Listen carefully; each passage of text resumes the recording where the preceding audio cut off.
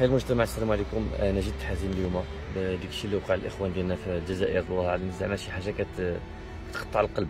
شفنا يعني القبور كينوضوا منها اموات بسبب فيضانات. يعني القبور يعني داز فيهم الفيضان.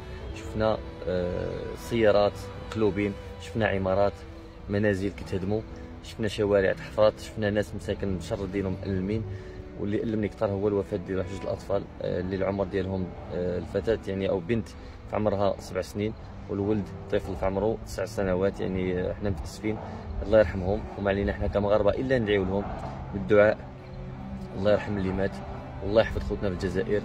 وهذا الشيء اللي في جهدنا نديرو. ما كرهناش نديرو بزاف الاشياء، لكن لشده الاسف يعني حدود مسدوده، علاقات متوتره لشده الاسف. كنتمنوا انه الجزائر يعني كحكومه يعني تقبل المساعدات المغرب، والمغرب دائما يعني اليد ديالهم ممدوده للخير، دائما كيمد يدو للخير، ودائما كيبغي يساعد الجزائر سواء في الحرائق سواء في يعني في الفيضانات، دائما يدو ممدوده للخير.